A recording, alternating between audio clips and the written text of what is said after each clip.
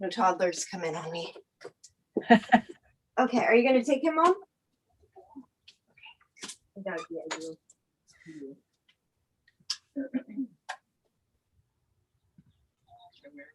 Hi, this is Joelyn Lutz from WonHeart TV. Welcome everybody to today. We're going to be speaking to someone, a special guest. But before we get started, I really encourage you to go to oneheartinfo.org.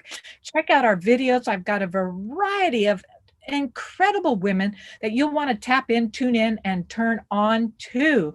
They have so much to gift you and help you with navigating this kind of crazy world we're living in, especially WonHeart is concerned around our health issues and maybe possibly getting back to original alternative medicines that have been used for thousands of years. So please check out oneheartinfo.org where you can check in with a lot of these gals.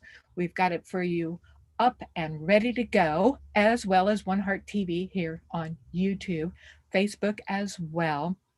We are starting a new Patreon channel. So please, I encourage you to check that out, get connected. We're going to go deeper in our content and just want to give you the information that you deserve. All right. Well, here we go. We're going to be talking with a good friend of mine, Amaris Taylor today. Amaris, welcome. Thank you, Joelyn. Pleasure to be here. Wow, this is unique. So we're going to be talking about your career a little bit, and I want to hear about that as well as how you maneuver with two young boys, especially a brand new one. And I want to hear your story around that. So congratulations, by the way. Thank you. Yeah, he'll be 1 month on the 23rd. Oh, time flies, does it not? Yeah, too fast. Too fast. I swear you just had your last son. All right. First of all, you are a PCPA graduate, which is the Performing Arts Academy here in Santa Maria, or Conservatory. You're a registered songwriter, musician. You're a proud dancer. You teach dance.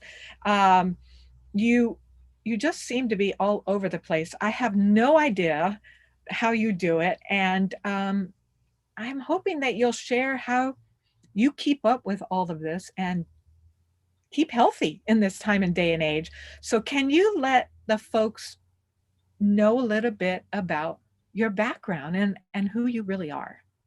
Aw, well, I was blessed with two very creative parents. For one, my parents actually met while in a band in Hollywood. My mom came and auditioned to be the singer of it. It was called The Wedge. And my dad is a bass player, guitarist who went to Musicians Institute down there. So from a very young age, they encouraged me to pursue artistic endeavors. And it was one of those reach for the sky scenarios. You know, they never encouraged me out of it. Thank God, because that's where my talents lie. It's like, don't ask me to do math. Yeah. I don't enjoy that quite like I do dancing and other things that may utilize mathematics. But I accidentally got placed into a performing arts elementary school down in LA. It was called Loyola Village Performing Arts Magnet School. And they had a private sector and a public sector. Technically, it was all public, but they had like a performing arts magnet focused portion of the school. And so when my mom went to register me for the public side of it, they were like, oh, sorry, it's all full. We're going to have to put her in the performing arts sector. So, wow. And there was like parents that would camp out overnight and really wait on long registration lists to get their children in. So again, it was just kind of a divine moment where I felt like, you know, the path opened up. And my mom ended up getting involved with the musical side of it. She wrote a musical for Black History Month and another one called Hey Little Ant that was teaching children to appreciate life in all of its forms and the sanctity, you know, no matter how small or big a being is, that they're worthy of respect. And It was some really memorable times growing up in that. They had like a school orchestra, so I started violin lessons through the school, and we would have performances every few months. And in addition to our normal mathematics science courses, we would also do like dance productions and choral, Wow. have choir going and all that. So it got me off on a good foot. And then we decided to move up to Santa Maria when I was about 11 years old, when I graduated fifth grade. And then again, the journey continued. I got involved with drama in junior high, and that helped me make friends being in a totally new environment out of Los Angeles. And then I went on to go to Rigetti High School here in Orchid, became president of the drama club, did every school play the 4 years that I was there, and just immersed myself. And they have a really amazing choir program. I just want to give a shout out to Rob Paulus and Denise Paulus. Denise was the choir director there. She would have us tour Europe every other year. So I got to go on 3 Europe trips where we sang in like Notre Dame and St. Peter's Basilica. And I got to go to Austria, Germany, Italy, France, Greece. We just toured around singing in these gorgeous cathedrals. And so that really expanded my horizons and my mindset from being a teenager on. And then after I graduated high school, I knew that I wanted to do the arts and performance, but I wasn't really sure what my path was going to be after that. But I just felt like I got a really clear divine download saying audition for PCPA. That's your next step, audition. So I went in, auditioned, I got in right off the bat, and it was an amazing 2 years. And for anyone who doesn't know about PCPA, it's Pacific Conservatory of the Performing Arts. It's tucked away here in Santa Maria, and they do amazing Broadway style productions. And if you go to Los Angeles or New York, they're very renowned, very known. It's kind of a local treasure that not many people who live here realize the caliber of, but they're Right. world class. And I was very fortunate to go through that program. They teach you everything from circus performance tricks to musical theater, singing, to Alexander technique, which is all about openness in your body, performing tasks with the least amount of energy exerted possible, to kind of like metaphysical, like yoga, and another class called Viewpoints, where it's like, close your eyes, get in a circle, everybody try and jump at the same time with your eyes closed in a circle, playing with energy. Wow. And I didn't know. I've been a long time of theater, just watching the plays there. Quality plays, quality. And I didn't know that was all in the background going on. Had no idea. Yeah. It's really important, because it's not just about portraying a character. It's about being in touch with your humanity and being a blank canvas to paint the character on and becoming that, so they really break you down from like, oh, you're carrying too much tension in your shoulders, you better work on that, to, oh, you have this in your personality, don't let this hinder your success down the line, don't be a diva, keeping humble. Like it's just great all around human being training.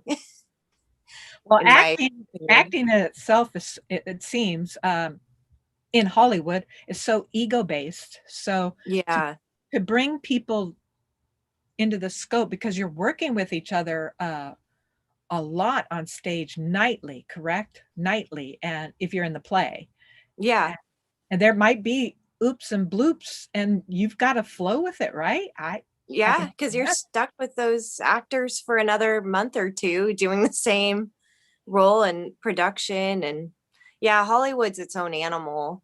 I knew very clearly I didn't want to go back to LA, because I had grown up in LA, and my mother had pursued acting work down there. She kind of has some fun stories. She was like an extra in Scarface and was in Town and Country, and she had some cinematic and commercial roles. She's a registered She's with SAG. But anyways, so I just knew from like hearing her horror stories that Yeah. that wasn't really for me. Like I'm just more about the craft and all that. And my whole philosophy with art is do it for that audience of one. Like if you're just touching the life of one person and having fun yourself while doing it, like that's what matters. It's not about reaching the tens of thousands or millions, because after a while it just kind of becomes a number, you know. Right. Same thing with social media. It's like there comes a certain point where your brain can't really register if you're like reaching 10,000 people, 100,000 people, a million people, 10 million people. You can't, it just becomes a number at a Right. certain point. But if you're having that face to face connection and someone is truly touched, even if it's an audience of like 10, Right. like you that's what's going to stick with you and paint your life. That's so true. That's so true. And to get that at an early age, I commend you because not a lot of young people are into that. They're usually into the egocentric based, mentality, money and, you know, stardom or whatever, all for all the wrong reasons. And a lot of us do that. Don't get me wrong. I did as a musician. And that's leading me into I love all of your work in the theater. And it looks like you've done Make a Wish Foundation dressing up as as a Disney princess and superheroes. Is that true? Yeah, so I work for a company called A Wish Your Heart Makes, and we've done work before with the Make a Wish Foundation. There was one little girl who had terminal cancer at only 3 years old, and I showed up as Queen Elsa, and then another little girl who had the same heart condition I was born with, and she was, I believe, turning 4, and that really struck me because we had the same mutation in our heart, and they caught mine early on enough to be able to do surgery and go in and repair it, but they were saying it was too late for her. Mhm. So I just bawled for an hour after that one. I still want to, yeah, it was heavy, you know, but Yeah. most of our work is more lighthearted. It's doing like events and birthday parties and puppet shows. We have one puppet show that we do that's focused on nutrition and putting vegetables in your body and all the vitamins, and you know, just encouraging kids to have a, a solid lifestyle from the start. So we've done events at like the San Luis Obispo Library and Mitchell Park and in the Valley out in Fresno, Bakersfield, Visalia area. So it's been a fun job. I've done it for about 8 years, and I've gone as far up as like the Bay Area doing parties and events there. And I got to sing as Elsa in the Fresno Grizzly Stadium for like a few thousand people, which I didn't know was going to happen. They just kind of like handed me a mic at one point and were like, all right, you're going to sing Let It Go, Queen Elsa. I'm like, oh man, okay, there's my face up on all these screens, like in this big stadium. Oh, It's just oh, fun. It just, you know, keeps you on your toes, and especially working with children, for them it's just all so fresh and magical, and it brings you back to that place, seeing the world through their eyes. So yeah, I started One Heart originally when I had discovered from a lot of tragedy that I was enough. I think the world struggles from this, and definitely children, if they don't realize that they are enough, they lose themselves. So I started doing anti-bully, uh, songs, and in that program, I put non-violent communication tools into the music, thinking I could probably take you back to some song in high school and immediately you'll have a memory, right? Amaris, music is yeah, so connected. It'll take you right back to a good or bad memory with friends, hanging out. Music yeah. is so powerful for children. So, so powerful. I mean, I was 14 when I was in high school, and having friends who played music changed everything for me and really opened up my perspective. I went from kind of this like insecure new girl trying to like fit in and wearing clothes that weren't me to try and, you know, go with the crowd. And then I ended up discovering like a really neat treasure trove of friends who were into film in high school, who played guitar and would bring their guitars to school, and all different, weren't afraid to share ideas. Like we didn't agree on anything politics or religion wise. Everybody had their own opinions and mindset, but we could openly discuss and debate, and it became a whole smorgasbord of ideas. And they would like set up poetry readings at local coffee shops before all the Starbucks kind of moved in and took over here in Santa Maria. There's all these mom and pop independent shops that would let us come in, 15, 16, 17-year-olds, and set up our bands and poetry readings. And it just would gather kind of all of these really unique individuals from all walks of life in the area who had just been kind of hermiting, waiting to have that opportunity to share their soul. And there's some really beautiful moments that got created in that.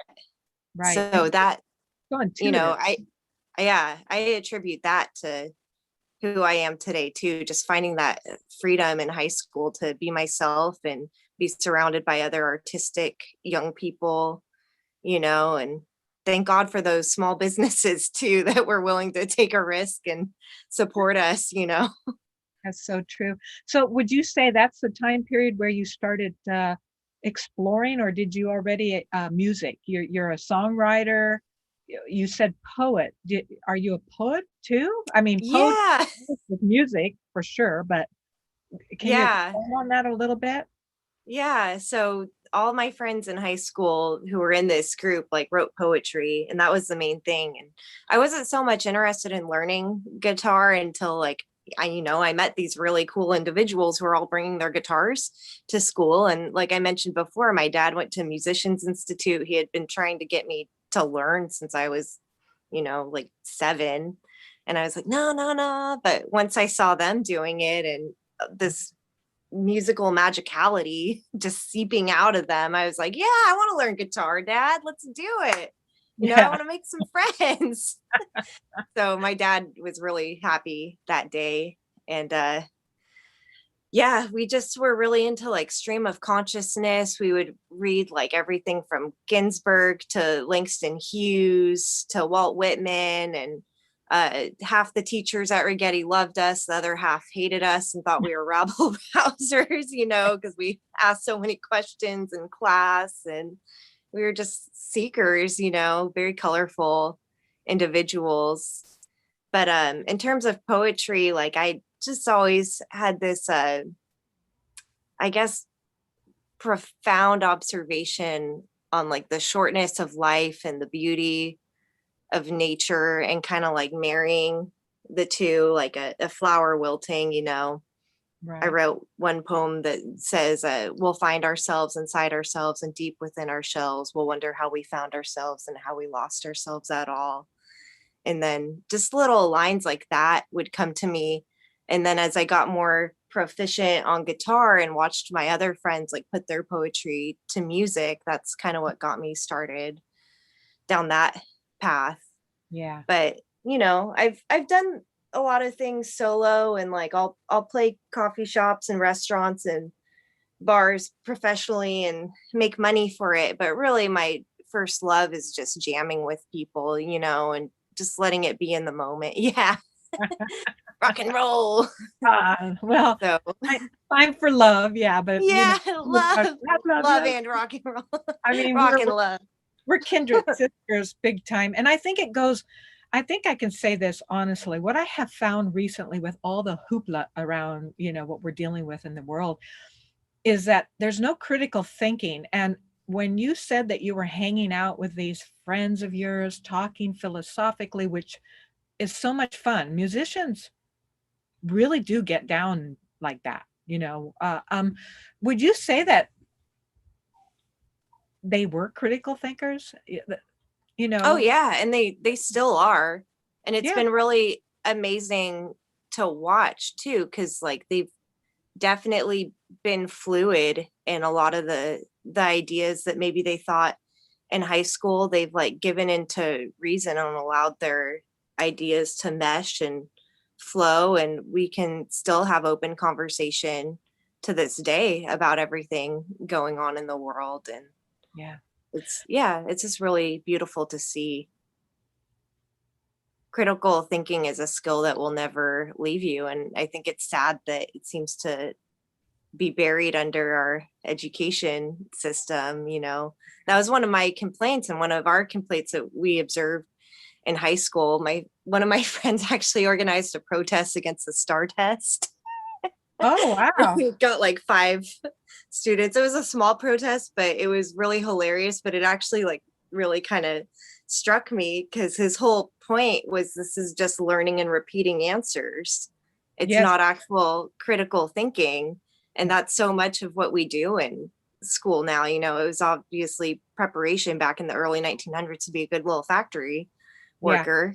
And that's why the desks are all in their row, and you learn the answers and then you repeat them. And the test is all multiple choice. It's not that hard to get wrong if you kind of are listening to the teacher, but it doesn't really allow you to color outside the lines. And so when I got into PCPA, it was like Disneyland for me, because it was all about that return to childhood and coloring outside the lines and being wild again, and working on yourself and not letting the world put tension in your body that we carry, and just an opening. And that's around the time I started to get more into health and nutrition as well. This is a great segue. We're going to talk about this now. This is one of the big reasons I pulled you in. I went fishing, and I just put out my line to you.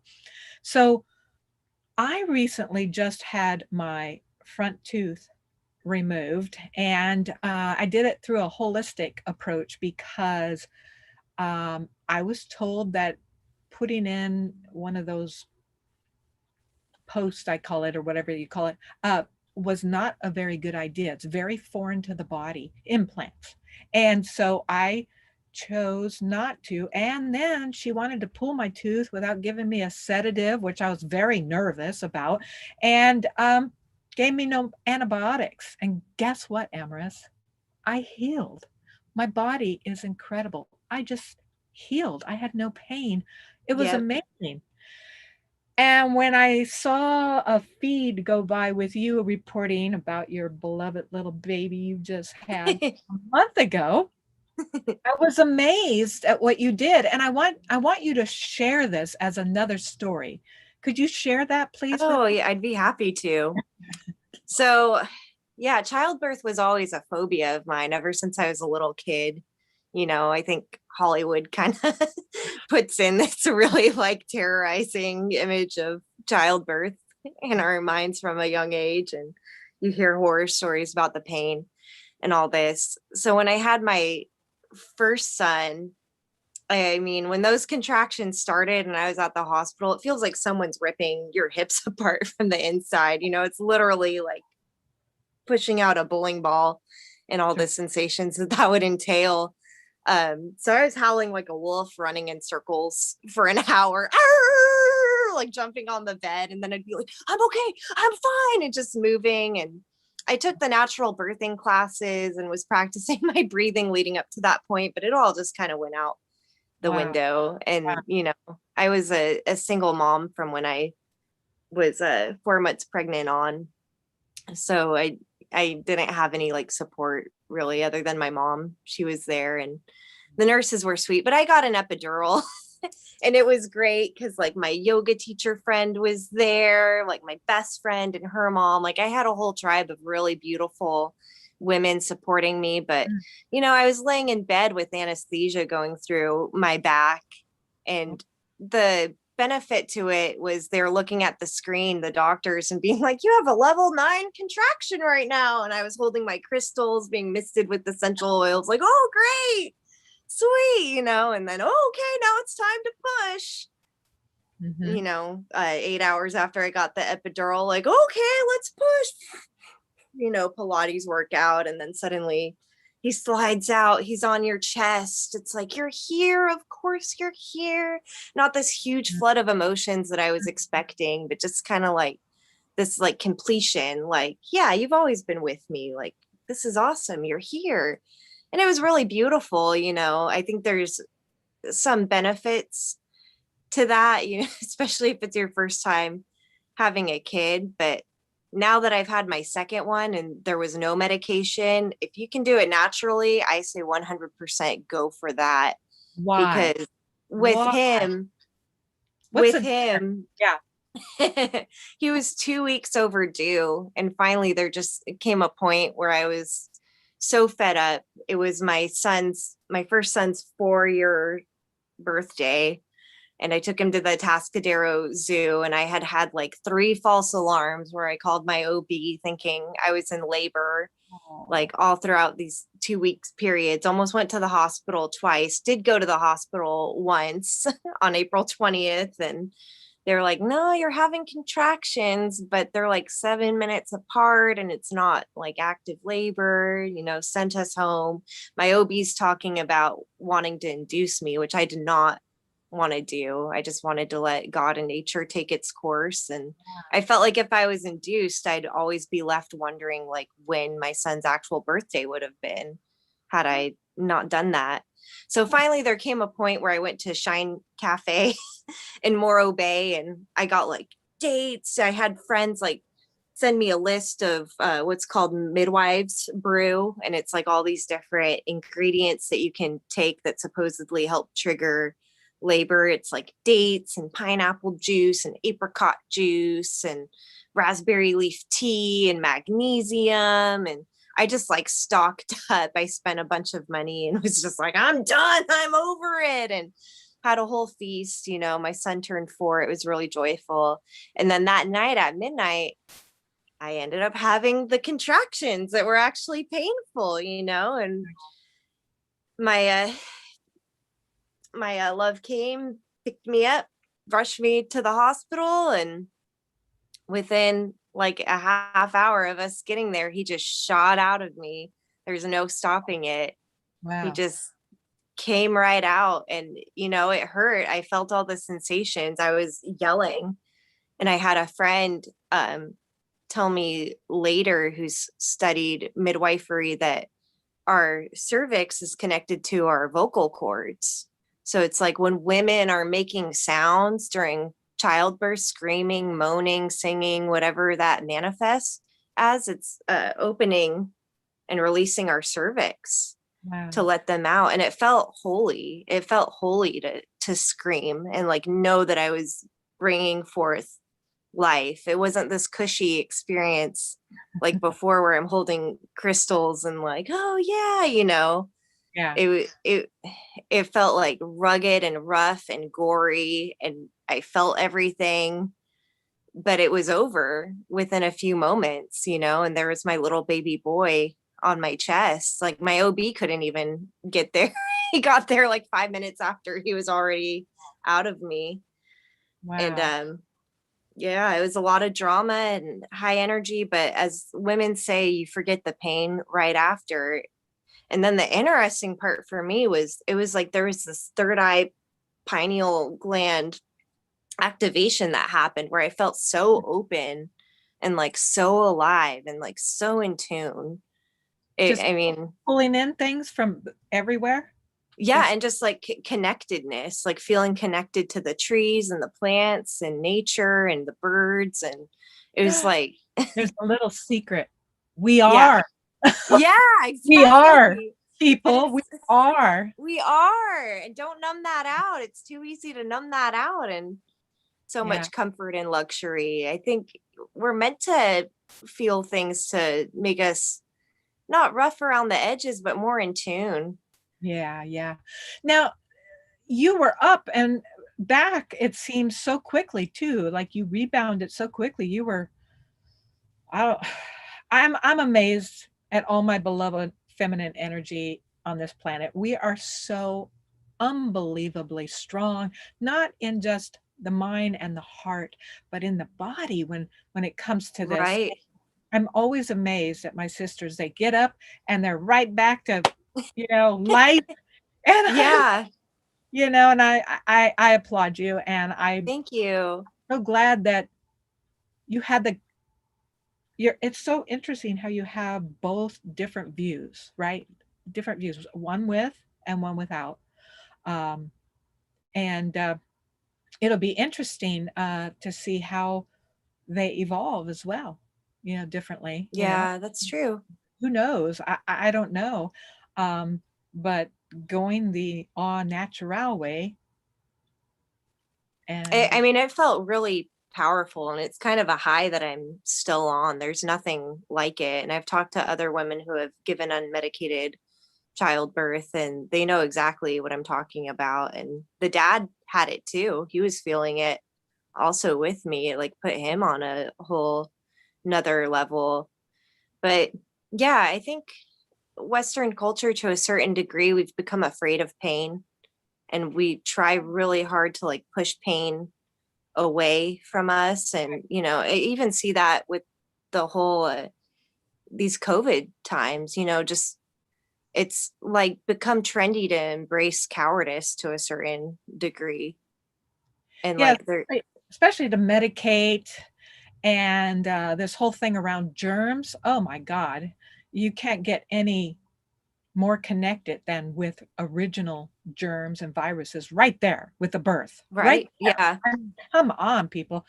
We see it in the animal kingdom. And oh, yeah, by the way, we're animals too. I know a lot of people don't think that, but we are to a degree. And we've so disconnected ourselves uh, to this beloved, beautiful, natural, organic feast that we live in, the earth. It's so incredible. Wow, what a story. What a story. It'll be Well, interesting to see what happens. Yeah. Did you just out of curiosity, did you vaccinate him right away, or are you kind of holding back on some of that?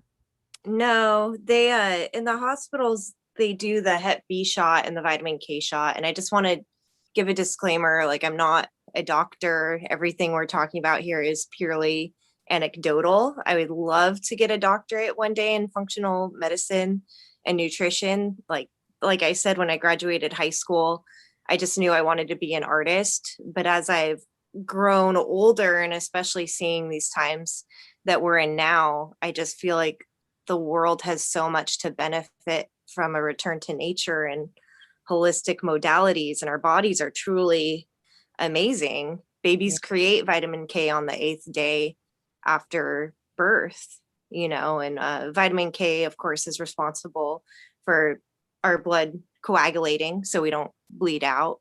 So it's an important nutrient.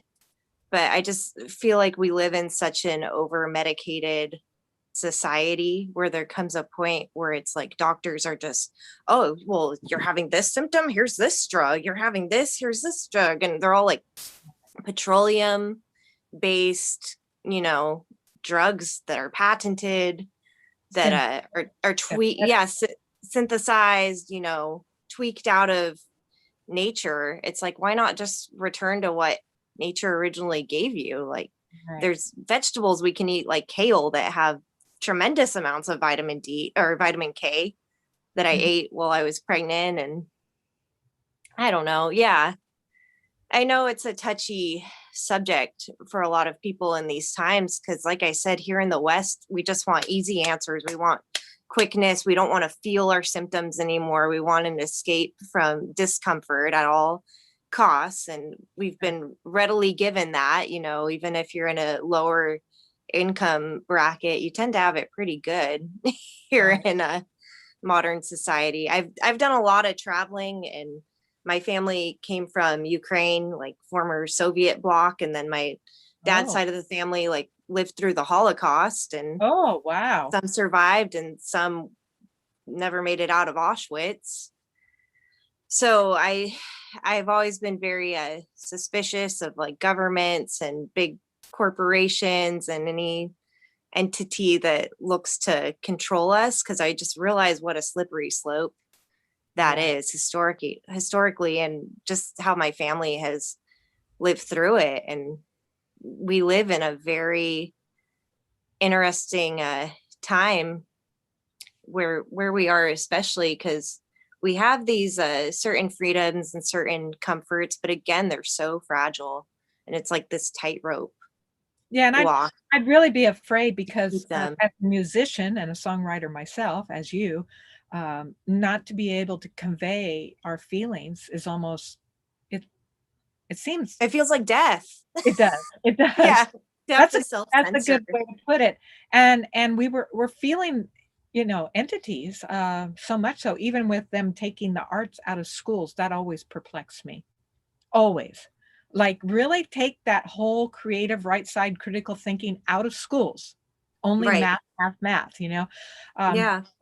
yeah, I'm glad you chose to do what you did and just said, "No, we'll deal with it and give the vitamins and the nutrients through natural forms," it sounds like, correct? Yeah. And then the Hep B shot is another shot they've started giving newborns, which is an STD from what I've researched. That's impossible for a newborn to contract unless the mother had it. So if you're negative for Hep B, it's just completely pointless. I just see it as like another big pharma grab trying to make as much money off of these pharmaceuticals that they can, it's just, it's crazy how many drugs they push on you in the I hospital. I'd really like to see a study where they would be honorable and, just check out children who are not vaccinated versus those that have for, say, 5 years and just see how they go through their time period. There's more depression, there's more, gut problems, there's more, all kinds of different things. Who knows what's now I do know our environment's not on our side either, you Oh know? yeah, totally. Yeah, And with that was what really bothered me is a pediatrician in the hospital when I rejected the vitamin K shot and I was explaining to her like read the insert, there's so much aluminum in this and their little bodies can't detox right. aluminum and heavy metals, and her excuse was, well, there's aluminum all over the environment already polluting it. So why not just inject it? Like that's what she said to me. Well, that's a whole nother topic, and it can get, like you said, a slippery slope. But I want to go back. So you've devoted, of course, you're a mother, and you have to keep yourself healthy right now. And you look beautiful. You look vibrant. Oh, Um, thank you, Joel. you were just breastfeeding your little one, and we're going to have. Hopefully, you'll introduce him at the very end here. Yeah. But I wanted to give the folks a little idea of your music, if you didn't mind, and, I didn't know I asked if you would pull something out, maybe play a little some Yeah. and then, Got my guitar right here, my oh, weapon of good. choice. Oh, good. Yeah, well, tell us a little bit about this song, if you would, All and right. why you chose it. So this was based off of a poem that I wrote. I don't know. Sometimes stuff just comes to me. Often when I write poetry, it's all in one chunk and it just flows out. And like how you were saying, like entities or the muse. Like I'm a very prayerful person. Like I feel like I have a strong connection to God and the creator, and I just feel like stuff just like comes to me and gets downloaded and I have to like write it down before it slips away. Like I almost can't even take credit for it, which I'm sure you relate to a certain degree because it just like shows up and it's like a Christmas gift. So this was a poem called Childlike Eyes that I Mm, wrote. And again, it's that whole questioning of society. Like, why do things have to be the way they are? Why do they press so much fear and pessimism in the media all the time? I think people who are awake are very much aware it's for ratings and for money, and fear sells. And then the other part of it is, why do I have to put on a suit in order to be successful? Why can't I go out and be my rainbow colored self and make a way in the world doing what I love, and no, so I what if I'm poor one day, have money the next? Like it comes and goes. Like I'm enjoying my life and using my gifts. Like I'm not attached to any of that. And then it finally ends saying like I'm going to keep my eyes childlike and open, and I'm going to keep reaching for the sky, because society will tell you reach for the sky, pursue big things, but it's like, again, if you get into certain modes, like if you go after big pharma, if you go after like certain political Oil. endeavors or corporations, like you're going to get threatened and they're going to say, you better have an alibi for that action. So that's kind of a line in there. Like they say, reach for the sky, but keep your hands at your side and don't you stretch too high. You'll be looking for an alibi. So yeah, I want people to have freedom to question. I'm not here to give answers necessarily. Like, I know you and I are very much into a return to nature, holistic modalities, herbs, all of that. Like, I just encourage people to research. And I say there is a way. If you think there's not a way and you think that you have to be dependent on like a certain drug, like I just encourage you to research and see beyond. You know, I've had friends defeat cancer before with vitamin C and cannabis, and I think anything's possible. I'm just gonna throw it out there. I'm not saying I'm a doctor because I'm not, but again, I think our bodies are amazing. Yeah, I think everything was given. And we've taken, say, the aloe vera plant and put it in a tube, and now you can buy this for the burns, you know, burns on your body, where aloe vera is the perfect design and the tube will never be the perfect thing. Yeah, that's a good analogy. There will always be something missing. So, well, let us have a little treat here. Oh my gosh. All right. So this is called Childlike Eyes. Yeah. I was in a band called Zen Mountain Poets, and my very good friend Adam Alexander kind of came up with the chord progression for this. So I want to give him credit. I'm going to kind of tweak it a little bit and do my own thing. But if you ever see this, Adam, I'm giving you a shout out. And Zen Mountain Poets. So it's called Childlike Eyes. Make sure I'm in tune here.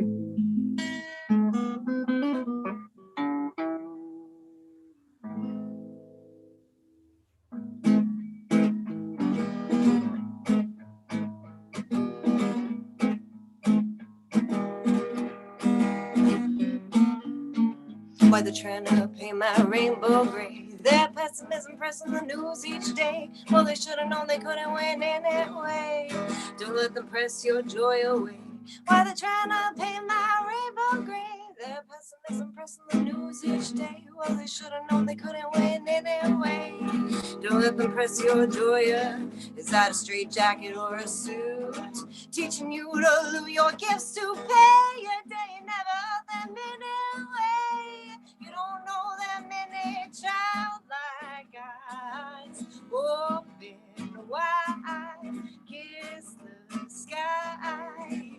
You'll never die, you'll never childlike eyes open wide, kiss the sky. You'll never die, you'll never.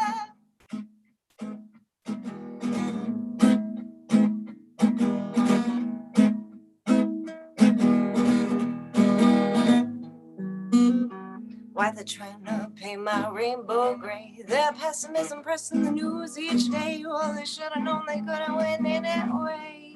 Don't let them press your joy. Is that a straight jacket or a suit? Teaching you to lose your gifts to pay a debt you never owe them anyway. You don't know that many. They say reach for the sky, but keep your hands at your side and don't you stretch too high. You'll be looking for an alibi. Well, childlike eyes open wide, kiss the sky. You never die, you never. Childlike eyes open wide, kiss the sky. You'll never die, you never.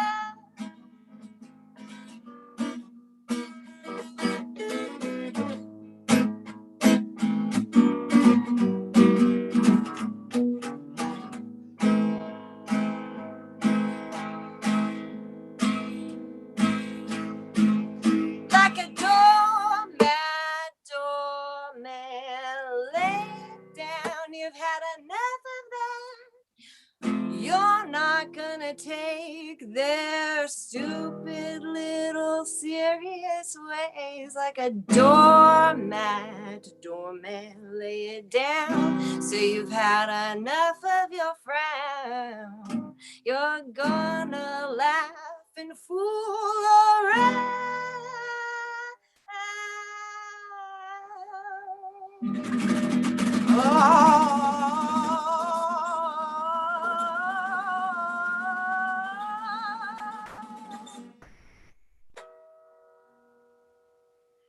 Childlike eyes open wide, kiss the sky. You never die, you never. Childlike eyes open wide, kiss the sky. You never die, you never die. That was great. That was great. That had me beat bopping. I love it. I love it. My 4-year-old loves it. He was dancing to it when I was practicing earlier. Oh, of course. But of course, does he have the bug? I think so. Yeah, he has a very like engineer focused mind. He loves building robots and that sort of thing. But Okay. I've taken him to ecstatic dance Oh, since he yeah. was like 6 months old. So he Neil loves Diamond. dancing and grooving, and Oh, yeah. he'll come over and strum my guitar from time to time. But he likes more like rock and roll. He loves like Okay. Jimi Hendrix and kind of like Oh, the harder. Little So, yeah, old- he cried the first time he heard banjo. He like can't stand bluegrass. I think it's grown on him more, but it's just really funny. yeah. But he loves reggae and he loves rock and roll. He's got his own taste. We already know. We all have a knowing, and then it all gets pulled out of us. Schools, religions, whatever, parents, certain parents, not you, of course. And then, boom, we get older and we're trying to remember again. We're trying to remember who we are. It's really what a cycle of events that we go through. And I love being a musician. I think I play in the healing vibration of 432 hertz. So I always Yeah. we need to start an evolution of the soul and the vibration, and I think musicians could be a really big part of that. So 432, check it out. Well, Amaris, that was a gift. Thank you for joining us today, and I look forward to seeing what you're doing now. Where can people find your music if interested? You can look for me on YouTube if you type in Amaris Taylor.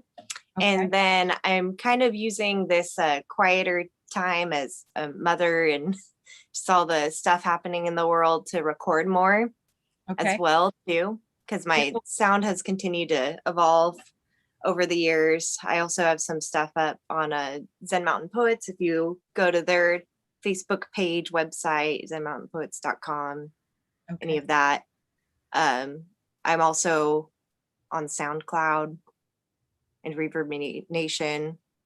So I don't know, if you type in my name, Amaris Taylor, stuff will come up, but I'm also in process of putting more out there. So right, but because you're juggling motherhood and you teach, right? Theater and yes. So yeah, I'm actually teaching a theater class that we just started a couple months ago. We have our big showcase coming up this Saturday at Klein Dance Arts, and I teach ballet and tap there, and contemporary. What time is that? The showcase. Yeah, it's at 5 p.m. on Saturday at Klein Dance Arts, but I think it's like mostly just for the families of because it's a small studio, so we don't want to run out of room. That's true. But, yeah, we're selling tickets. A fabulous show. Well, wonderful. Thank you for sharing, and I'm glad that you're doing the health and holistic approach and teaching your boys. We need more males being more compassionate, more loving, more empathetic, don't you think? And oh yeah, I'm very blessed to have boys to raise up in that, for sure. Right, modeling, doing anti-bully. We always shared to the children that you learn how to tie your shoelaces, you learn how to wash the dishes or wash the car with your dad. So children are watching all the time, and the parents modeling good and bad behavior is imprinted. It's imprinted, and Yep. it can get out of hand. Hence the anti-bully material that we used to do. So I thank you again very much, and I look forward to seeing how your little ones keep growing. I'm going to put your first one in one of my videos called "My Baby." Aw. Yep. And that's going to be finished up in a video soon. Again, you can look up Amaris Taylor on YouTube. Zen Poets, you say? Zen Mountain Poets, yeah. Mountain Poets. You can look her up there and you can listen to her music. Maybe you'll catch the one that she just did for us. And would you like to grab your little son? Can everybody just Yeah, let me see if he's awake. Oh, yeah. Happy. I'll be right back. Folks, I really encourage you again to go to oneheartinfo.org, where I've got a variety of videos on WonHeart TV YouTube channel. Of course, you can see all the videos of all the women that I have been privileged to videotape and interview about their body, your mind, your heart, the youth. We'll be putting this one under the youth and the planet. It's all a combination. There he is. And this is what comes out of love, people. Love. Oh my goodness, what a sweet one. What a sweet one. You didn't wake him up, did you? He'll go back to sleep. It's okay. He's happy to be with Mama. Well, thank you again, Amaris, and I look forward to seeing these little ones grow up and watching your career evolve. So thank you again, and we'll see you. Thank you.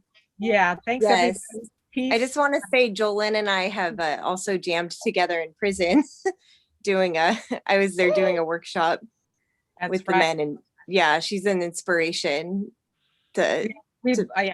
I've taught at the prison as well, and done lots of work with children and adults in the voice and guitar era. So yeah, I love it. Thanks for seeking out the marginalized. We need more of that.